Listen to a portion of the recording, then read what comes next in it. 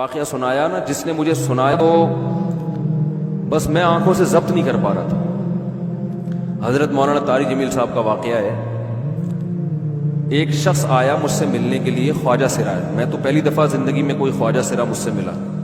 میں سمجھا کہ پراپر آدمی، اتنی بڑی اس کی داڑھی اور رنگ ماشاءاللہ بڑی مردانہ وجہ، لیکن جب بات چیت کا انداز ہوتا ہے تھوڑا سا، وہ ایٹیٹیوڈ سے اندازہ ہو گیا کہ یہ مکمل مرد نہیں ہے۔ تو اس نے مجھے خود بتا دیا میں خواجہ سرا ہوں۔ میں نے کہا بھائی ہم سے ملنے کے لیے کیسے آئے آپ، اتنی بڑی داڑھی آپ کی؟ اس نے اپنا جو واقعہ سنایا نا، میں 3 دفعہ وہ واقعہ سناتے ہوئے رویا ہوں، اور جب وہ سنا رہا تھا اس وقت میرے آنکھوں سے آنسو نکل رہے تھے۔ اس نے یہ ابھی بھی میرا بیان سنتا ہے وہ، اس نے واقعہ سنایا کہ میں جب پیدا ہوا تھا نا تو میں خواجہ سرا تھا۔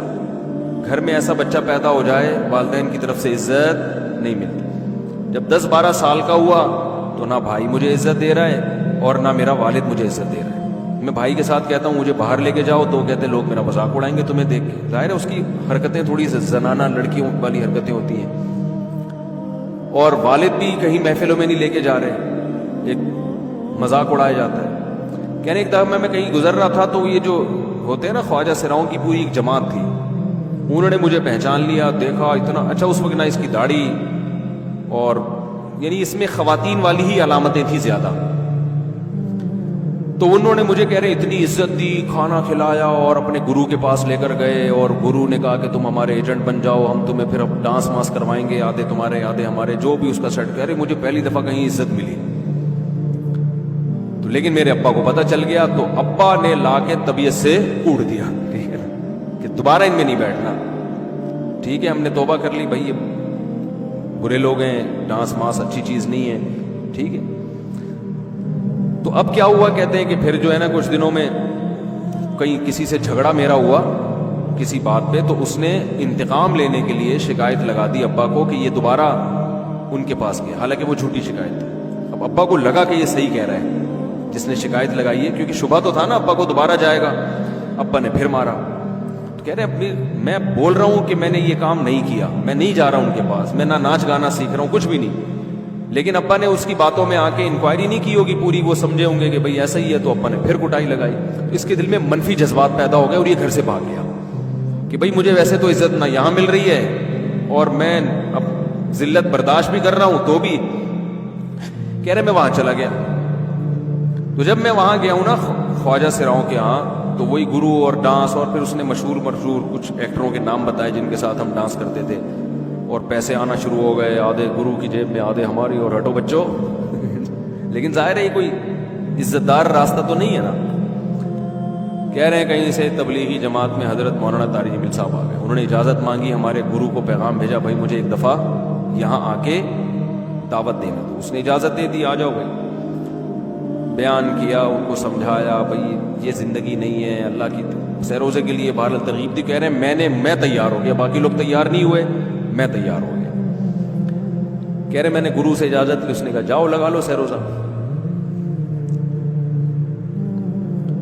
تو کہتا ہے کہ جب میں حضرت کے گھر پہ گیا ہوں نا، تو حضرت پہلے سے دروازہ کھول کے ایسے انہوں نے دونوں بازو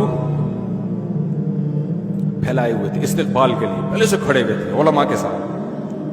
کتنے اتنے مشہور آدمی، اتنی بڑی سیلیبریٹی، اور اتنے بڑے بڑے علماء، ان کی پگڑیاں، ان کے اتنا خوبصورت لباس، جو خود عزت دار لوگ ہیں، کہہ رہے ایسے جو ہے نا میرے استقبال کے لیے دونوں بازو پھیلا کر کھڑے ہوئے، اور ایسے مجھے بیٹا بنا کے نہ اپنے سینے سے لگایا کہ تو میرا بیٹا ہے۔ کہہ رہے خدا کی قسم مجھے زندگی میں پہلی مرتبہ ایسی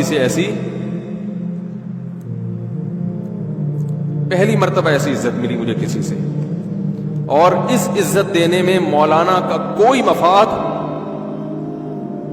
بولو بھائی کچھ، بلکہ ذلت ہو گئی نا۔ لوگ کہتے ہیں خواجہ سرا کو بیٹا بنایا، اور اس وقت تو اس میں بیچارے میں کچھ زنانہ سی علامتیں بھی تھیں، تو خواجہ سرا کو کیا دے رہے ہیں؟ عزت دے رہے ہیں۔ کیا کسی تاجر پہ محنت کرو تو تھوڑا چندہ دے دے گا مدرسے کو، ایسا ہی ہے نا؟ اور کسی افسر پہ محنت کرو تو تعلقات کیا ہو جائیں گے؟ جب وہ دین پر آئے گا تو اس سے کیا فائدہ؟ اس کو تو باپ ایسے ان لوگوں کو ریجیکٹ کر دیتے ہیں، بھائی اپنانے سے کہہ رہے مجھے یہ اپنا رہے ہیں، ایسے سینے سے لگایا انہوں نے، اور مجھے سہروزے کی جماعت میں اپنے ساتھ لے کر گئے، کھلاتے تھے، بڑا خیال رکھوایا میرا۔ کہہ رہے اس کے بعد پھر میں نے گرو سے اجازت لی، وہ گرو چھوڑتے تھوڑی، ان کو پیسے ویسے دیے، جان چھڑائی نا، وہ بھی غلامی کی طرح نکلنا پڑتا ہے، پیسے دیے پتہ نہیں کتنے لاکھ یا کتنے ہزار روپے، وہاں سے پھر نکل کے 4 مہینے اس میں بھی خیال کیا، تو پھر تبلیغ کے بزرگوں سے ملا، پھر انہوں نے پورا مجھے بتایا کہ بھائی تم یہ علاج کرو تاکہ تمہارے اندر یہ زنانہ علامتیں ختم ہو۔ تو وہ علاج کر رہا تھا ماشاءاللہ، اس انجیکشن لگے، انجیکشن میں ڈاکٹروں کی بھی مدد کروائی۔